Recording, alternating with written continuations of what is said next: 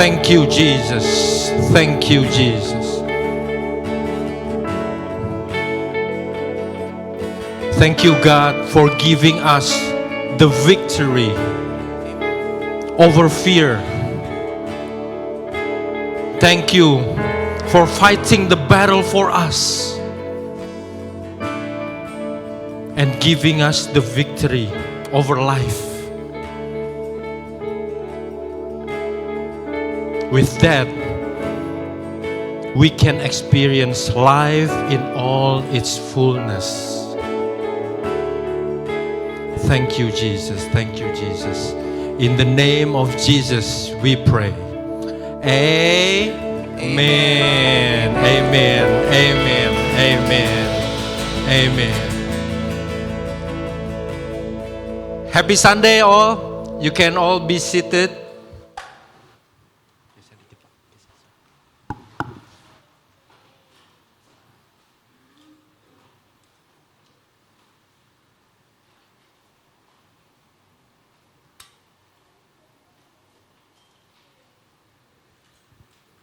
Happy Sunday. Hi. Happy Sunday. Selamat hari Minggu. Such a beautiful Sunday. Such a beautiful Sunday. How are you all? Are you guys okay? How was your week? How was your week? Awesome? Wow, amazing. Amazing. I just want to take this opportunity to appreciate and honor our pastors. Our senior pastor, Pastor Indra, Pastor Kristi, Pastor Juliam, Rizka, Pastor Johannes and Grace for giving me this opportunity to share the word of God with you all. Hari ini the title of my sermon is Fear Free.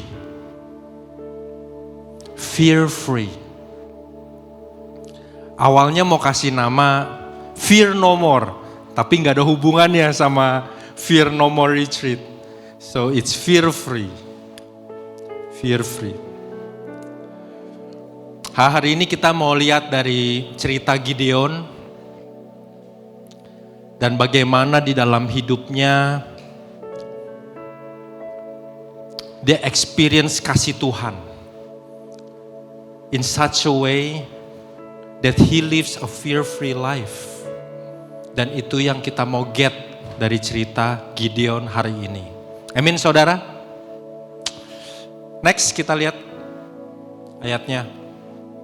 Tetapi orang Israel melakukan apa yang jahat di mata Tuhan. Sebab itu Tuhan menyerahkan mereka ke dalam tangan orang Midian 7 tahun lamanya. Dan selama itu orang Midian berkuasa atas orang Israel. Karena takutnya kepada orang Midian, maka orang Israel membuat tempat-tempat perlindungan di pegunungan, yakni goa-goa dan kubu-kubu. Setiap kali orang Israel selesai menabur, datanglah orang Midian, orang Amalek dan orang-orang dari sebelah timur, lalu maju mendatangi mereka, berkemahlah orang-orang itu di daerah mereka dan memusnahkan hasil tanah itu sampai ke dekat Gaza. Tidak meninggalkan bahan makanan apapun di Israel. Juga domba atau lembu atau keledai pun tidak. Sebab orang-orang itu, orang Midian, datang maju dengan ternaknya dan kemahnya. Dan datangnya itu berbanyak-banyak seperti belalang. Orang-orangnya dan unta-untanya tidak terhitung banyaknya. Sekaliannya datang ke negeri itu untuk memusnahkannya. Sehingga orang Israel menjadi sangat melarat oleh perbuatan orang Midian itu. Lalu berserulah orang Israel kepada Tuhan.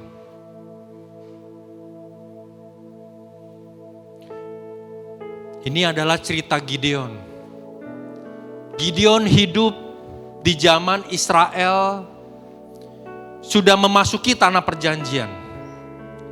Dia hidup di mana di periode Joshua membawa bangsa Israel sudah menaklukkan seluruh tanah perjanjian itu. Ketika sudah menaklukkan semuanya, maka meninggallah Yosua. Dan meninggallah semua leaders dan pemimpin-pemimpin yang pernah melihat pekerjaan Tuhan yang dahsyat. Meninggallah generasi orang-orang yang pernah mengalami Tuhan secara pribadi. Dan muncullah generasi orang-orang baru. Muncullah generasi pemimpin-pemimpin baru yang tidak mengenal Tuhan. Mereka melakukan apa yang jahat di mata Tuhan. Mereka menyembah Baal, mereka menyembah Allah-Allah lain. Dan Tuhan pun menyerahkan mereka kepada musuh-musuh di sekitar mereka yang datang dan menjajah mereka. Next. Dari jajahan orang Aram, Tuhan kirim Otniel sebagai hakim. Dari jajahan orang Moab, Tuhan kirim Ehud. Dari jajahan orang Kanaan, Tuhan kirim Deborah. Dan dari jajahan orang Midian, Tuhan kirim Gideon.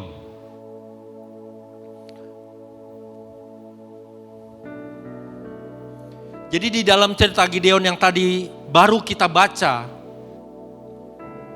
kita melihat bahwa orang Midian itu berkuasa atas Israel dengan fear, dengan ketakutan. Saking takutnya bangsa Israel, sampai mereka harus tinggal di pegunungan.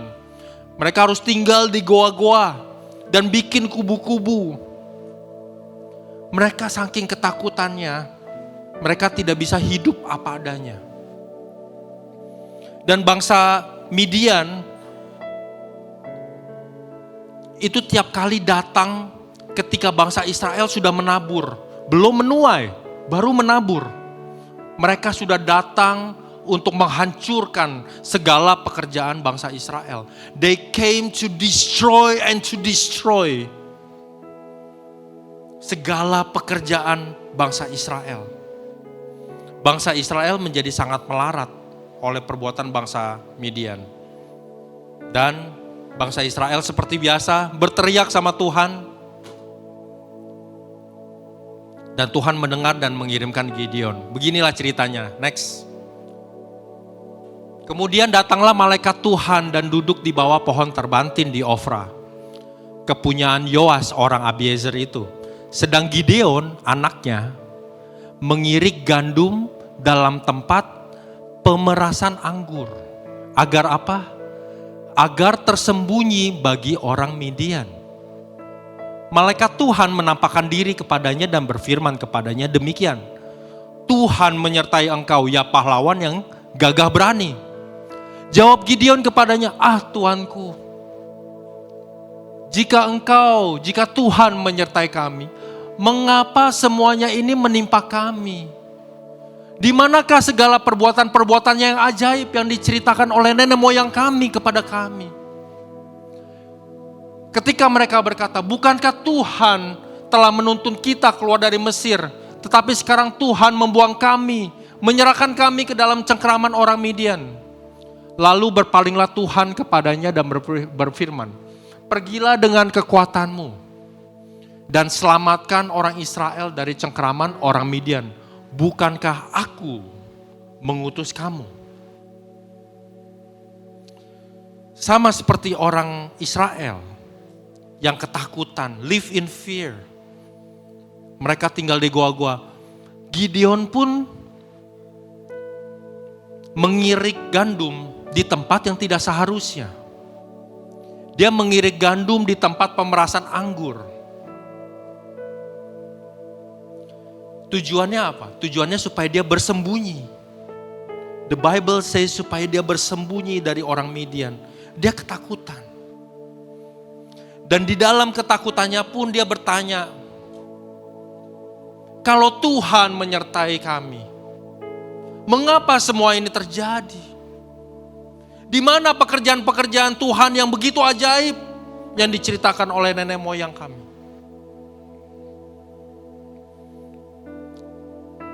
Pernahkah saudara di dalam hidupmu mempertanyakan hal yang sama?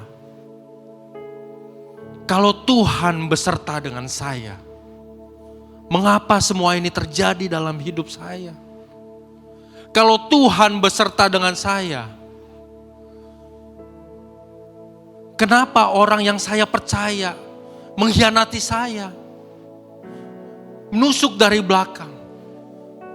Kalau Tuhan menyertai saya, how come my company lay me off? Kenapa saya bisa dipecat dari pekerjaan saya? Kalau Tuhan beserta dengan saya, kenapa saya bisa mengalami sakit penyakit ini? Kalau Tuhan menyertai saya, how come my life is so painful? Kenapa saya bisa mengalami depresi? Apakah saudara juga pernah hidup di dalam ketakutan sama seperti bangsa Israel? Engkau hidup dalam kekhawatiran dan ketakutan. Engkau khawatir akan masa depanmu. Engkau khawatir akan kehidupan anak-anakmu. Engkau khawatir akan keadaan finansialmu. Engkau khawatir akan pernikahanmu. Pernahkah saudara hidup live in fear? Khawatir dan stres yang sering kita alami itu mempunyai akar fear di dalam hati. Ketika kita ngalamin khawatir atau stres, there is fear in our hearts. And oleh karena itu kita relate sama Gideon dan bangsa Israel. Mereka hidup dalam ketakutan, dalam perasaan tidak berdaya. Segala sesuatu yang mereka kerjakan itu sia-sia. Mereka begitu menabur, belum menuai. Sudah didatangi oleh orang Midian dan dihancurkan semua. Apa yang mereka lakukan, pekerjaan mereka menjadi sia-sia. Bahkan yang mereka lakukan, gara-gara mereka menabur, itu jadi mengundang musuh untuk datang ke dalam kehidupan mereka. Dan ini yang dirasakan bangsa Israel dan Gideon. Dan hari ini kita mau sama-sama belajar. Apa kebenaran di dalam kehidupan Gideon about fear? Supaya kita bisa aplikasikan itu ke dalam kehidupan kita. Amin saudara. Amin. Next. Lalu berfirmanlah Tuhan kepada Gideon, dengan ke-300 orang yang menghirup itu, akan kuselamatkan kamu. Aku akan menyerahkan orang Midian ke dalam tanganmu. Tetapi yang lain dari rakyat itu semuanya boleh pergi, masing-masing ke tempat kediamannya. Pada malam itu berfirmanlah Tuhan kepada Gideon, bangunlah, turunlah menyerbu perkemahan itu, sebab telah kuserahkan itu ke dalam tanganmu. Stop. Let's stop right here. Dengan satu perintah yang kita lihat barusan kita baca. Tadi Tuhan bilang di atas, akan kuselamatkan kamu, aku akan menyerahkan orang Midian ke dalam tanganmu. Di bawahnya setelah membangunkan Gideon, Tuhan bilang lagi, telah kuserahkan bangsa Midian ke dalam tanganmu. Menurut kalian, menurut saudara-saudara, dengan perintah yang Tuhan sudah kasih ini cukup gak untuk Gideon memenangkan peperangan bersama melawan orang Midian? Cukup gak? Tentu cukup saudara-saudara. Karena Tuhan udah bilang, aku akan menyerahkan bangsa Midian ke dalam tanganmu. Di dalam kehidupan Daud pun, ucapan yang sama, janji yang sama, itu diucapkan oleh Tuhan. Aku telah menyerahkan musuhmu ke dalam tanganmu. Dan nyatanya, memang Daud menang. Daud memenangkan peperangan melawan musuhnya. So dengan kata-kata yang sama, surely Gideon cukup untuk memenangkan peperangan itu. Tapi ayat selanjutnya Itu sangat menarik saudara. Mari kita baca next. Tetapi jika engkau takut untuk turun menyerbu, turunlah bersama Pura, bujangmu, ke perkemahan itu. Maka kau dengarlah apa yang mereka katakan, kemudian engkau akan mendapatkan keberanian untuk turun menyerbu perkemahan itu. Lalu turunlah ia bersama dengan Pura, bujangnya, sampai kepada penjagaan terdepan laskar di perkemahan itu. Jika engkau takut untuk turun, jika engkau takut untuk menyerbu, turunlah bersama Pura. Padahal di atasnya Tuhan udah bilang, aku telah memberikan bangsa Midian ke dalam tanganmu. Lucu kalau di bawahnya setelah itu Tuhan ngomong, jika engkau takut, turunlah bersama Pura bujangmu.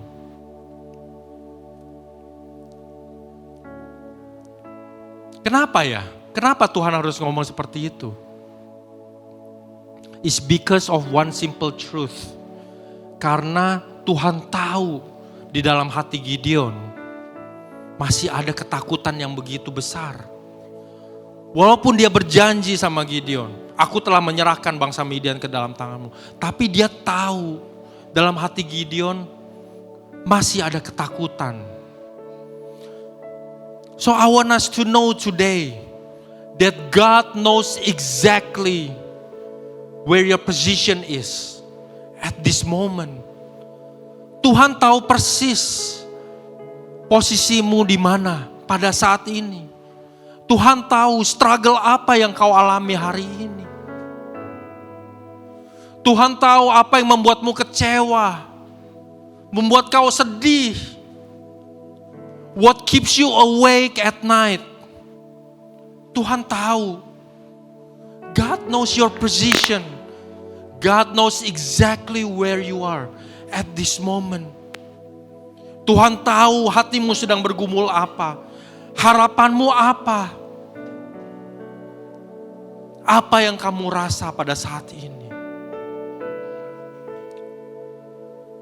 Daud pun berkata, David said, you know my sitting down and my rising up. You understand my thoughts afar off. You discern my going out and my lying down. Before a word is on my tongue, you know it completely. God knows exactly what your thoughts are. Apa yang ada di dalam hatimu, apa yang ada di pikiranmu, Tuhan tahu persis. Next. You keep track of all my sorrows. You have collected all my tears in your bottle. You have recorded each one in your book. Sengsaraku, engkaulah yang menghitung-hitung. Air mataku kau taruh di dalam kirbatmu. Bukankah semuanya telah kau daftarkan? God knows your every tears. God knows your sadness. And funny thing, ketika Gideon dipanggil Tuhan juga, next. Ketika Tuhan memanggil Gideon, Gideon menjawab seperti ini kepada Tuhan. Ah Tuhanku, dengan apakah yang akan kuselamatkan orang Israel? Ketahuilah Tuhan, kaumku adalah yang paling kecil di antara suku Manasye. Aku pun seorang yang paling muda di antara kaum keluargaku. Di sini seolah-olah Gideon berusaha memberitahu Tuhan posisinya dia. Tuhan, aku ini insignificant. Aku ini yang paling muda, paling bungsu di keluargaku. Dan dari keluargaku ini, dari suku Manasye, adalah yang paling kecil. Do you know that Tuhan? Dia seolah-olah memberitahukan hal itu kepada Tuhan, seolah-olah seperti Tuhan tidak tahu. Dan seringkali kita menjalani hidup kita sehari-hari. Kita pun seringkali bertanya hal yang sama.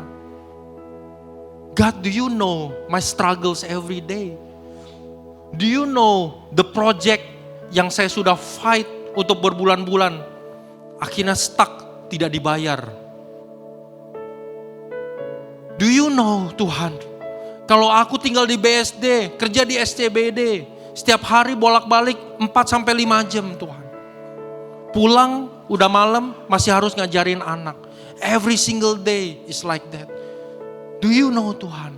But I want us to know today that God knows your struggle. God knows exactly where you are at this moment in time. Amin saudara. Amin saudara. Next.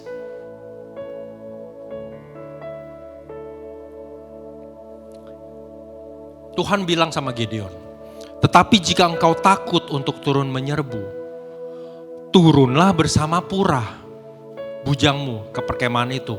Maka kau dengarlah apa yang mereka katakan. Kemudian engkau akan mendapatkan keberanian untuk turun menyerbu perkemahan itu. Di sini Tuhan memberikan Gideon step by step instructions. Tuhan turun ke level Gideon dan memberikan step by step instructions. Kenapa Tuhan harus melakukan ini? Kita lihat next. Di ayat yang tadi kita sudah baca, sudah jelas bahwa Tuhan bilang di atas, aku akan menyerahkan orang Midian. Di bawahnya Tuhan bilang lagi, aku telah menyerahkan orang Midian ke dalam tanganmu. Ini adalah janji Tuhan sama Gideon. Gideon percaya. Tapi pertanyaannya, but how Tuhan? Saya tahu engkau telah menyerahkan bangsa Midian ke dalam tanganku. But how? Sekarang serbu banget nih Tuhan. Langsung serbu banget nih sekarang kemahnya mereka. How? What should I do? But how? How do I get there? Dan pertanyaan ini yang seringkali muncul dalam hidup kita juga.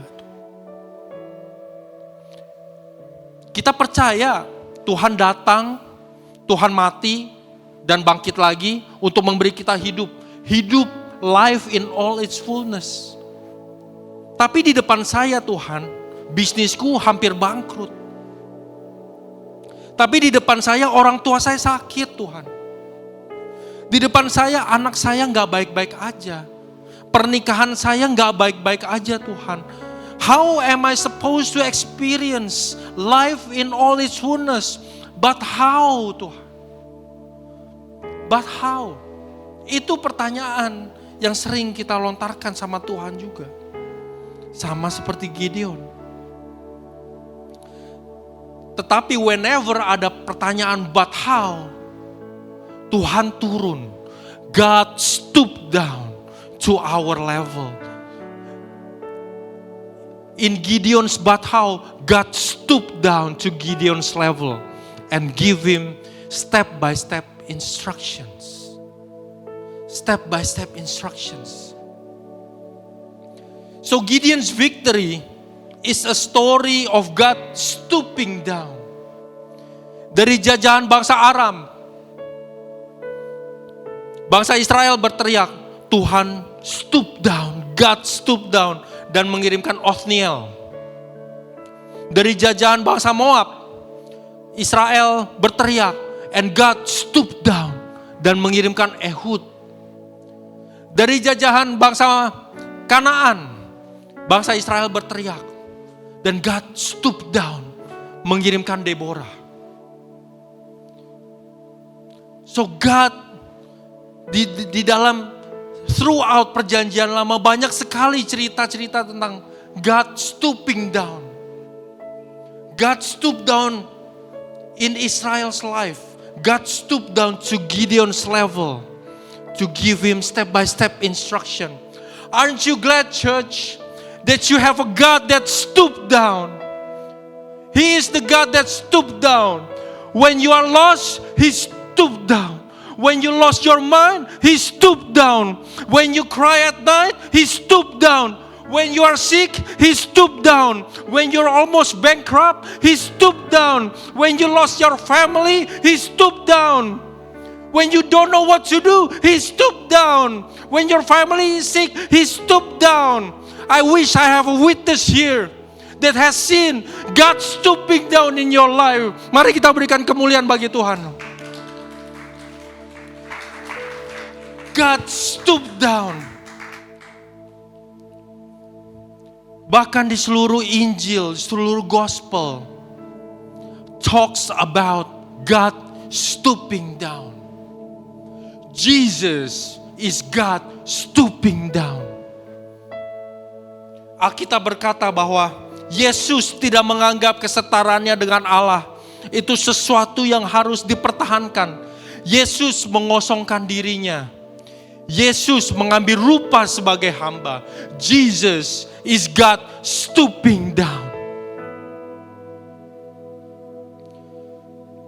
Jesus is God stooping down. Next. Karena kamu telah mengenal kasih karunia Tuhan kita Yesus Kristus, bahwa Ia yang oleh karena kamu menjadi miskin, sekalipun Ia kaya, supaya kamu menjadi kaya oleh karena kemiskinannya.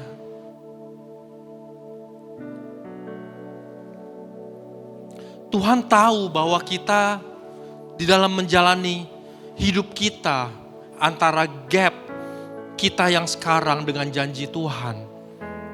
Kita bertanya, but how Tuhan? But how? In the middle, in the midst of our but how, we cannot walk alone. That's why He stooped down. He stooped down to give you life and life in its fullness. That's why Jesus came. That's why God stooped down. Mari kita berikan kemuliaan buat Tuhan. Jesus is God stooping down. Next.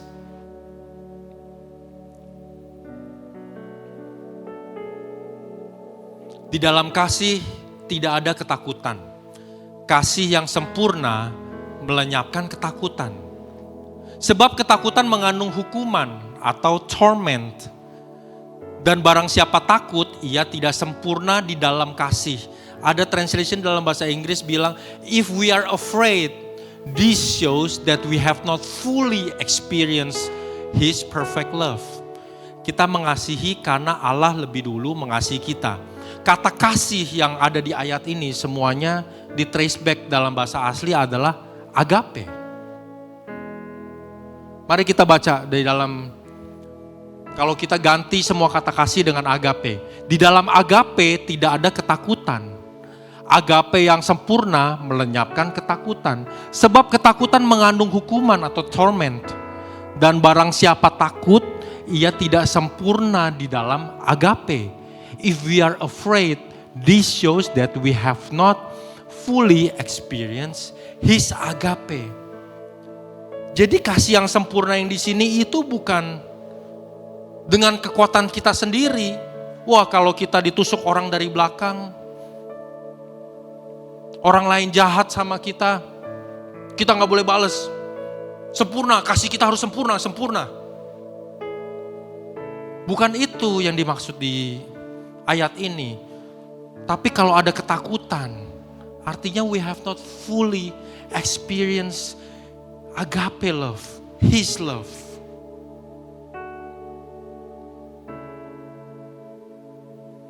Saya mau panggil tim worship. Jadi mengalami kasih Tuhan, mengalami agape, itu bukan cuman ketika everyday sunshine. Bukan hanya ketika hidup kita smooth sailing. Dan kita berasa everything is okay, everything is good. Tapi saya mau encourage kita semua buat alami agape itu ketika orang lain meninggalkanmu. Alami agape di tengah badai yang kau alami. Alami agape di tengah-tengah ketidakpastian masa depanmu. Alami agape di tengah-tengah depresi yang kau sedang alami. Only then kita bisa melihat ayat yang barusan kita baca itu come to life.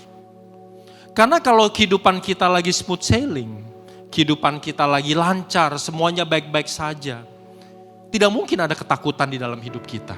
Betul ya saudara ya? Pasti adanya happiness, joy, is natural.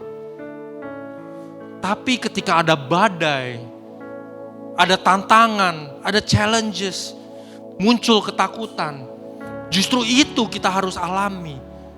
Alami kasih Tuhan, alami agape. Dan di situ kita baru bisa melihat ke bahwa kasih itu melenyapkan ketakutan. Mengalami kasih Tuhan di dalam hidup kita setiap hari benar-benar melenyapkan ketakutan. Ketakutan itu seperti tidak ada. Jadi in order for us to live a fear-free life, let's be aware bahwa Tuhan tahu persis. God knows exactly where you are at this moment. God knows exactly where you are, what you feel, what your struggles are at this moment. Kedua, let's be aware that in the midst of our bathhouse, He stooped down. He stooped down to our level. He stooped down to give you step-by-step instructions. Dan yang ketiga, let's be aware that His agape love is for us to access. Amin saudara. Amin saudara. Saya mau tutup dengan ayat ini. Next. Fear itu muncul ketika dosa mulai masuk ke dalam hidup manusia. Respon pertamanya ketika dosa masuk adalah fear. Perempuan itu melihat bahwa buah pohon baik itu baik untuk dimakan dan sedap kelihatannya. Lagi pula pohon itu menarik hati karena memberi pengertian. Lalu ia mengambil dari buahnya dan dimakannya dan diberikannya kepada suaminya yang bersama-sama dengan dia. Suaminya pun memakannya, maka terbukalah mata mereka berdua dan mereka tahu bahwa mereka telanjang. Lalu mereka menyemat daun pohon ara dan membuat cawet. Next. Ketika mereka mendengar bunyi langkah Tuhan Allah yang berjalan-jalan dalam taman itu pada waktu hari sejuk, bersembunyilah manusia dan istrinya terhadap Tuhan di antara pohon-pohon di dalam taman. Tetapi Tuhan Allah memanggil manusia itu dan berfirman kepadanya, "Di manakah engkau? Where are you?" Ia menjawab, "Ketika aku mendengar bahwa engkau ada di taman ini, aku menjadi takut. Aku menjadi takut karena aku telanjang, sebab itu aku bersembunyi." Aku menjadi takut. Ini adalah kata pertama fear atau takut muncul di dalam Bible. Yang terjadi adalah manusia disobey God, then fear appears. Fear muncul, ada ketakutan muncul. Then manusia bersembunyi, hiding follows. Dan relationship breaks between human and God. Dan ini adalah cara the devil bekerja di dalam hidup kita. Di dalam otak kita ada satu bagian kecil, otak kita namanya amigdala. Amigdala itu gunanya, role-nya di dalam hidup kita itu untuk detect danger detector. Itu amigdala. Dan ini adalah desainnya Tuhan. Tuhan ketika menciptakan manusia, dia bilang semuanya baik. Ciptaanku baik. Ini adalah ciptaan desainnya Tuhan. Ini baik untuk preserve our lives. It's good. It's good. Tapi what happens is, in our everyday life, ketika we sense danger and ada fear, amigdala bekerja langsung shoot adrenalin. Dan apa yang terjadi ketika shoot adrenalin? Kita jadi masuk ke dalam survival mode. Kita jadi masuk dalam mode fight or flight. Fight or flight. Dan yang terjadi dalam hidup kita apa? Kita jadi bersembunyi, hiding. Kita jadi tidak percaya sama orang lain, distrust others. Gak percayaan sama orang. Ketiga, kita jadi melindungi diri sendiri, self-protection. Keempat, kita jadi control freak. Dan kita jadi orang yang penuh dengan kekerasan. Kita jadi orangnya violent. Dan ini yang terjadi ketika fear masuk, triggers. Fear trigger survival mode. Dan ini yang terjadi di dalam kehidupan dunia kita sekarang yang menjadi toksik. Kita jadi gak trust satu sama lain. Yang sering kita lihat sekarang di news, ada perang. Gak trust satu sama lain. Kita jadinya mau violent, mau hancurkan. Kita jadinya protecting ourselves. Dan kalau tanpa kita sadar, fear ini kalau menjadi dominan di dalam hidup kita dan berkepanjangan, we keep fear for such a long period of time. Kita masuk ke dalam survival mode for such a long period of time. Kita gak sadar identitas kita akan menjadi berubah. Kita akan melihat bahwa, oh ternyata gue nih orangnya short temper ya. Ternyata kalau ada problem, gue nih orangnya gampang marah ya. Oh mungkin gue memang orangnya pemarah. I have anger management issue. But is that the truth? Apakah Tuhan menciptakan saudara seperti itu? No, the devil is a liar. Yang terjadi adalah kita allow fear for such a long period of time in our life, dominates our life, trigger kita punya survival mechanism, makanya defense mechanism kita menjadi violent. Kita jadi marah-marah, kita jadi gak percaya sama orang. Dan we thought that's our identity. We thought that's us. But that's not the truth. Yang terjadi adalah fear masuk ke dalam kehidupan kita. The devil is a liar. So as I was preparing this, saya menemukan bahwa fear itu is a major problem in our lives. It triggers something yang membuat kita menjadi seseorang yang berbeda. It triggers something yang Tuhan gak design in us in the first place. Dan kita take that as our identity. Kita memang punya problem kok. Kita memang orangnya suka bersembunyi. Kalau ada problem gak mau diselesaikan, kita sembunyi aja. Kita orangnya gak percayaan sama orang kok. That's me. Is that the truth, Pak? The devil is a liar. That's why in the Bible kita melihat banyak sekali komen. You know what is the most mentioned comment in the Bible? It's do not be afraid. Do not fear. Do not be discouraged.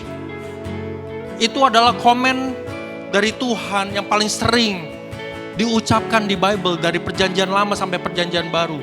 Bahkan ada yang menghitung kalau ada sampai 365 kali dihitung.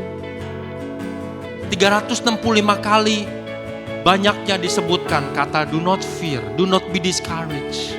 Seolah-olah seperti berkata, we need one for each day, right? We need one for each day. So saya mau tutup dengan ayat ini.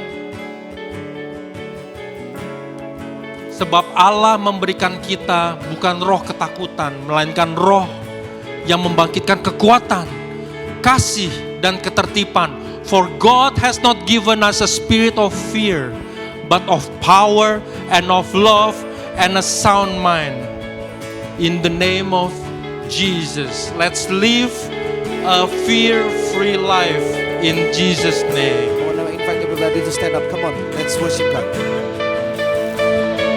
All the shackles start to break, all the hell begins to shake as the mention of His name. Jesus, it is finished, it is done. Every battle has been won. Praise the one who's overcome. Jesus, all the struggles start to break, all the hells begins to shake as the mention of His name. Jesus, it is finished, it is done. Every battle has been won. Praise the one who's overcome. Jesus, all the shackles start to break. Come on. All the hell begins to shake as the mention of His name. Jesus, it is finished, it is done. Every battle has been won. Praise the one who's overcome. Jesus,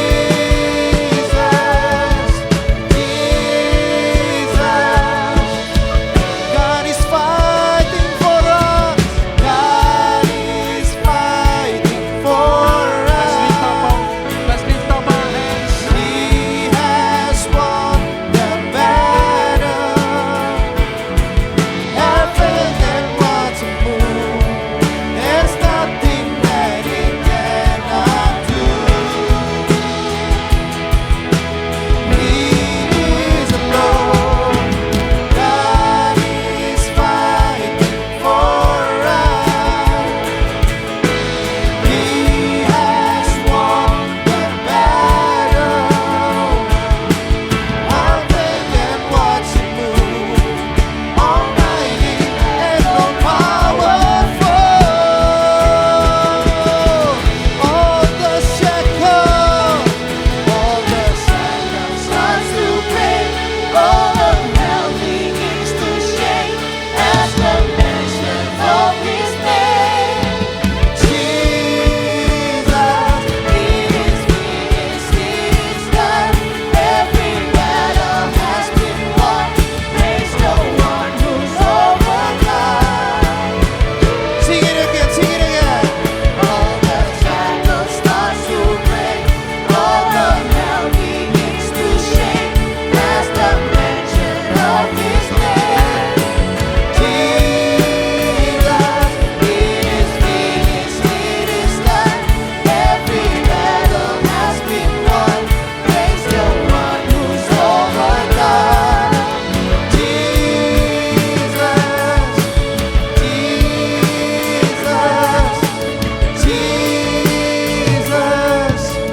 God is fighting for us. He has won the battle. Sing it, church. Heaven and what's more. There's nothing that He cannot do. He is Lord. God is fighting for us. Sing it, church. He has won the battle. Heaven and what's more. Almighty and all-powerful. Sing it. He is Lord of all. Saya mau mengundang saudara untuk mengambil perjamuan kudus.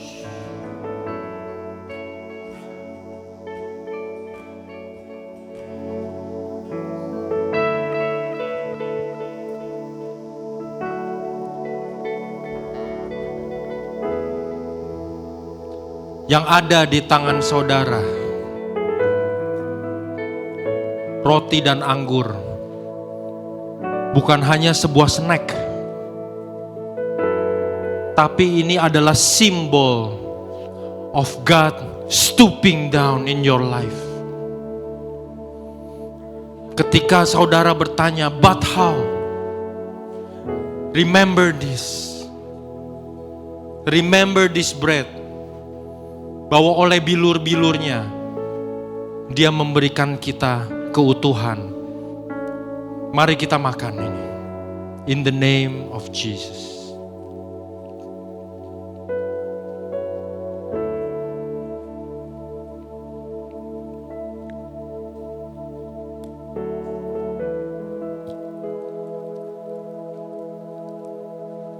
Darah ini, anggur ini, melambangkan darahnya yang tercurah. Because victory over fear itu mahal dibayarnya. Mahal, harus dengan pengorbanan anak domba Allah. That's why let's drink this as a remembrance for His goodness in the name of Jesus.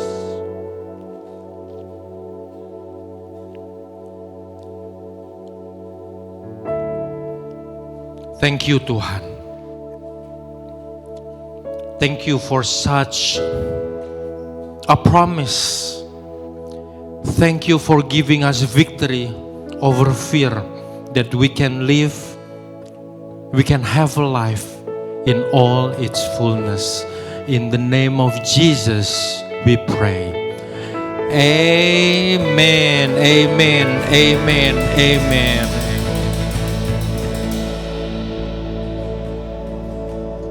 Please be seated, saudara.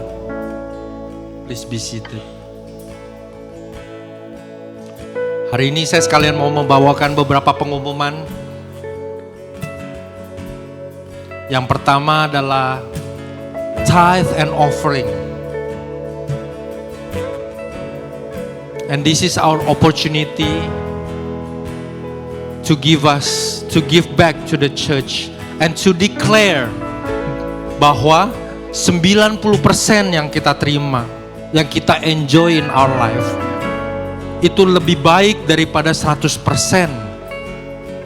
yang kita bisa miliki. 90% itu memberikan jauh lebih, mengantarkan kita jauh lebih ke depan daripada 100%. Mari kita berdoa. Thank you Tuhan for such an opportunity to give back to the church and to allow your ministry to grow bigger and bigger. Saya berdoa buat orang yang belum bisa memberi Tuhan, supaya Engkau beri kelimpahan in their life. So much that they will want to give out of their hearts, Tuhan. In the name of Jesus we pray. Amen. Saya mau undang guest service untuk bagikan kantong persembahan.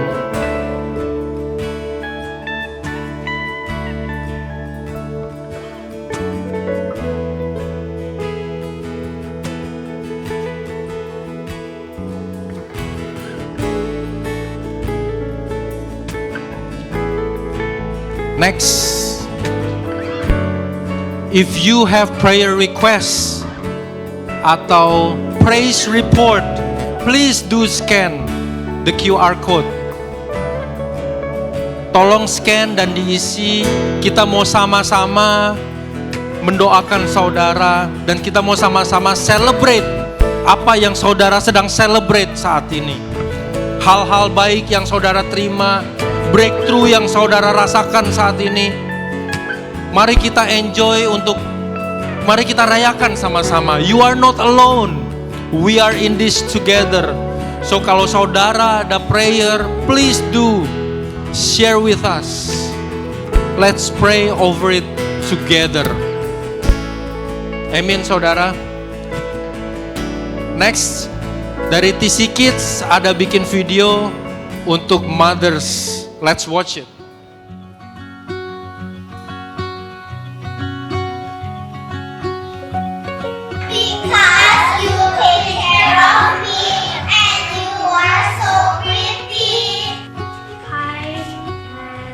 He let me buy what I want sometimes. Mom is kind and take care of me. Be patient, kind, and then my mom funny, and then my mom can be my big sister, and my mom and we can dance together, and we can sing together, and we can do it together, and we can do all the things together. Thank you Mama udah selalu temenin Cece sama Mia, sama bantuin Cece sama Mia. Happy Mother's Day. Happy Mother's Day. Happy Mother's Day, Mama. I love you. Thank you for loving me. Happy Mother's Day, Mommy. I love you. Happy Mother's Day. Aiden love Mama.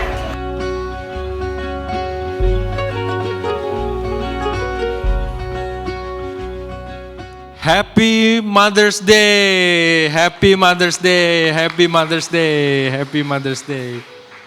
So kalau kalian di sebelah-sebelahnya ada tahu yang ada mothers, please do selamatkan mereka. Say Happy Mother's Day, show some love, please show some love. Thank you mothers for sharing the love of God to your kids' life. Thank you. Thank you for everything that you have done. Amin. Mari kita tutup kebaktian ini. Mari saya undang semua untuk berdiri, bangkit berdiri.